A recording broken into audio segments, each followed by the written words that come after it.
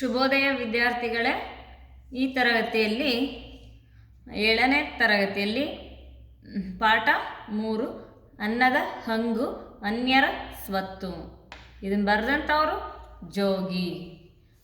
ಅವರು ಬರೆದಂತಹ ಲೇಖಕರ ಪರಿಚಯನ ನಾವು ಮಾಡಿಕೊಳ್ಳೋಣ. ನೋಡಿ ಮಕ್ಕಳೇ, ಕೃತಿಕಾರರ ಪರಿಚಯ. ಜೋಗಿ ಎಂಬುದು ಗಿರೀಶ್ ರಾವ್ ಹತ್ವಾರ್ ಇವರ ಕಾವ್ಯನಾಮ.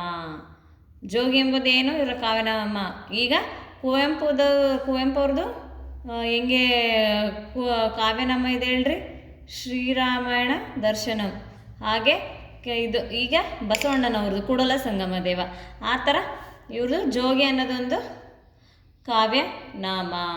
ಇವ್ರ ಹೆಸರು ಗಿರೀಶ್ ಹತ್ವಾರ್. ಜೋಗಿ ಎಂಬುದು ಇವರ ಕಾವ್ಯನಾಮ. ನವೆಂಬರ್ 1965ರಲ್ಲಿ ದಕ್ಷಿಣ ಜಿಲ್ಲೆಯ ಹೊಸಬೆಟ್ಟಿನಲ್ಲಿ ಜನಿಸಿದರು. ಎಲ್ಲಿ ಜನಿಸ್ತಾರೆ ಇವರು? ನವೆಂಬರ್ 1965ರಲ್ಲಿ ದಕ್ಷಿಣ ಕನ್ನಡ ಜಿಲ್ಲೆಯ ಸ್ಥಳ ಯಾವುದು? ಹೊಸಬೆಟ್ಟಿನ ಜಿಲ್ಲೆಯಲ್ಲಿ ಇವರು ಹೊಸಬೆಟ್ಟಿನಲ್ಲಿ ಅಂದರೆ ದಕ್ಷಿಣ ಕನ್ನಡ ಜಿಲ್ಲೆ ಹೊಸಬೆಟ್ಟು ಅನ್ನೋದು ಒಂದು ಸ್ಥಳ, ಅಲ್ಲಿ ಜನಿಸ್ತಾರೆ. ಇದೇ ಜಿಲ್ಲೆಯ ಗುರುವಾಯನಕೆರೆ ಮತ್ತು ಉಪ್ಪಿನಂಗಡಿಗಳಲ್ಲಿ ವಿದ್ಯಾಭ್ಯಾಸ ಮಾಡಿ ಪತ್ರಿಕೋದ್ಯಮಿಯಾದರು. ಹಾಗೆ ದಕ್ಷಿಣ ಕನ್ನಡ ಜಿಲ್ಲೆಯ ಗುರುವಾಯನಕೆರೆ ಅನ್ನೋದೊಂದು ಸ್ಥಳ ಮತ್ತು ಉಪ್ಪಿನಂಗಡಿ ಅದು ಒಂದು ಸ್ಥಳ. ಅಲ್ಲಿ ಇವರನ್ನು ಎಜುಕೇಷನ್ ಎಲ್ಲ ಇವರು ಕಂಪ್ಲೀಟ್ ಮಾಡಿಕೊಂಡ್ರು. ಅದಾದಮೇಲೆ ಪತ್ರಿಕೋದ್ಯಮಿಯವರಾಗಿ ಕೆಲಸವನ್ನು ಮಾಡಿದರು. ಸಣ್ಣ ಕಥೆಗಾರ, ಅಂಕಣಕಾರರಾಗಿ ಜನಪ್ರಿಯರಾಗಿದ್ದಾರೆ. ಇವರು ಯಾವುದಕ್ಕೆ ಫೇಮಸ್? ಸಣ್ಣ ಕಥೆಗಾರನಾಗಿ ಅಂಕಣಕಾರರಾಗಿ ಫೇಮಸ್ ಆಗಿದ್ದಾರೆ. ಸಿನಿಮಾ ಮತ್ತು ದೂರದರ್ಶನಗಳಿಗೆ ಚಿತ್ರಕಥೆ, ಸಂಭಾಷಣೆ. ಅವರ ಕಥಾ ಸಮಯ ಎಂಬ ಕೃತಿಯಿಂದ ಸದರಿ ಪಾಠವನ್ನು ಆಯ್ಕೆ ಮಾಡಲಾಗಿದೆ. ಇವರು ಸಣ್ಣ ಕಥೆಗಾರ, ಅಂಕಣಕಾರ ಅಷ್ಟೇ ಅಲ್ಲದೆ ಸಿನಿಮಾ ಮತ್ತು ದೂರದರ್ಶನಗಳಿಗೆ ಚಿತ್ರಕಥೆಯನ್ನು, ಸಂಭಾಷಣೆಯನ್ನು ಮಾಡುವಂಥವರಾಗಿದ್ದರು. ಹಾಗೆ ಈ ಅನ್ನದ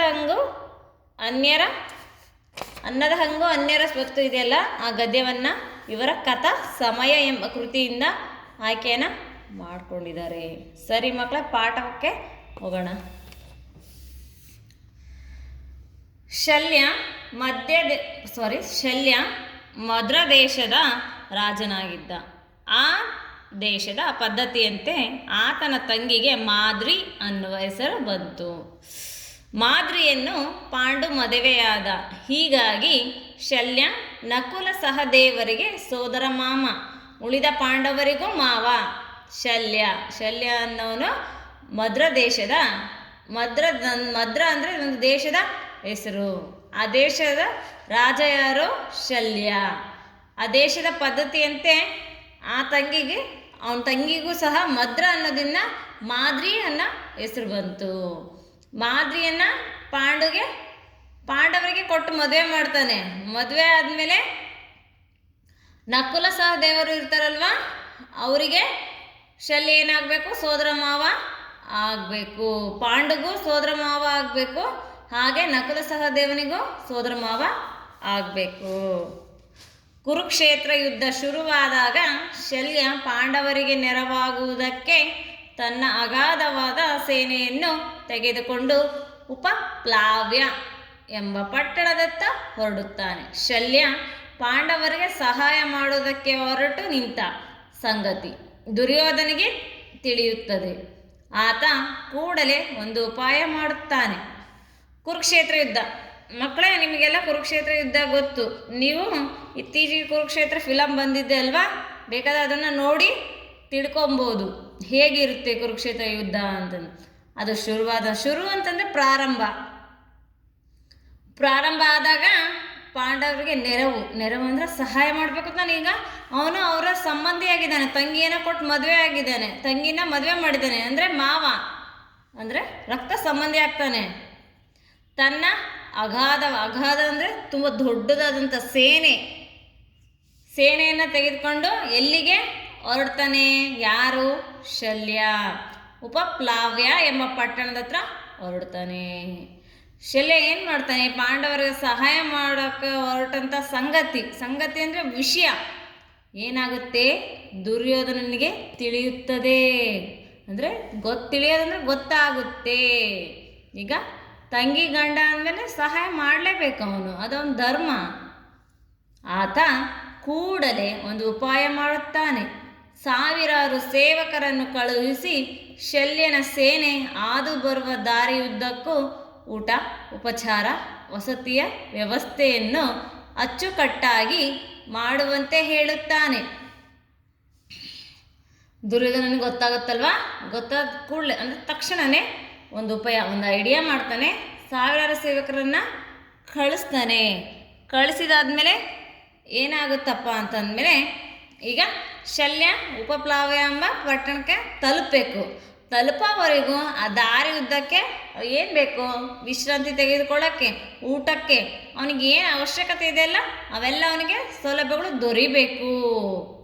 ಆ ದಾರಿ ಉದ್ದಕ್ಕೆ ನೋಡಿ ಊಟ, ಉಪಚಾರ, ವಸತಿ ವ್ಯವಸ್ಥೆಯನ್ನು ಅಚ್ಚುಕಟ್ಟಾಗಿ ಅಂದರೆ ನೀಟಾಗಿ ಮಾಡೋಂಥ ಸೇವಕರಿಗೆ ಹೇಳ್ತಾನೆ. ಯಾರು ಹೇಳ್ತಾರೆ? ದುರ್ಯೋಧನ ಹೇಳ್ತಾನೆ. ಅವರು ದಾರಿಯುದ್ದಕ್ಕೂ ಅಲ್ಲಲ್ಲಿ ಸುಂದರವಾದ ವಸತಿ ಗೃಹಗಳನ್ನು ಕಟ್ಟಿ ರುಚಿಯಾದ ಅಡುಗೆಗಳನ್ನು, ನೀರನ್ನು, ವೈದ್ಯಕೀಯ ಶುಶ್ರೂಷೆ ವ್ಯವಸ್ಥೆಯನ್ನು ಮಾಡುತ್ತಾರೆ. ಈ ಸೇವೆಯೆಲ್ಲವನ್ನು ಪಾಂಡವರೇ ಮಾಡಿದ್ದಾರೆ ಎಂದುಕೊಂಡು ಶಲ್ಯ ಅದನ್ನೆಲ್ಲ ಮೆಚ್ಚಿಕೊಳ್ಳುತ್ತಾ ಸ್ವೀಕರಿಸುತ್ತಾನೆ. ಅಂದರೆ ಹೇಳಿದಲ್ವಾ, ವಸತಿ ಗೃಹ ಅಂದರೆ ಉಳ್ಕೊಳ್ಬೇಕಲ್ವ, ಏನಾಗಿದ್ದವು ತುಂಬ ಬ್ಯೂಟಿಫುಲ್ಲಾಗಿ, ತುಂಬ ಸುಂದರವಾಗಿ ಇದು ಉಳಿದುಕೊಳ್ಳುವಂಥ ಜಾಗ. ಹಾಗೆ ಟೇಸ್ಟಿ ಫುಡ್ಸ್, ಅಡುಗೆಗಳನ್ನು, ರುಚಿಯಾದಂಥ ಅಡುಗೆ, ಹಾಗೆ ವೈದ್ಯಕೀಯ ವ್ಯವಸ್ಥೆಯನ್ನು ಸಹ, ಚಿಕಿತ್ಸೆಗಳನ್ನು ಸಹ ಮಾಡಿರ್ತಾರೆ. ಆ ಸೇವೆಯನ್ನೆಲ್ಲ ಏನು ಮಾಡ್ತಾನೆ, ಈ ಸೇವೆಗಳನ್ನು ಪಾಂಡವರೇ ಮಾಡಿದಾರೆ ಅಂತ ಶಲ್ಯ ಅಂದ್ಕೊಂಡು ಅವನ್ನೆಲ್ಲ ಸ್ವೀಕರಿಸ್ತಾ ಮೆಚ್ಚುತ್ತಾನೆ. ಅವನ್ನ ತುಂಬ ಒಪ್ತಾನೆ, ಕೊಂಡಾಡ್ತಾನೆ, ಸ್ವೀಕರಿಸ್ತಾ ಹೋಗ್ತಾ ಇರ್ತಾನೆ.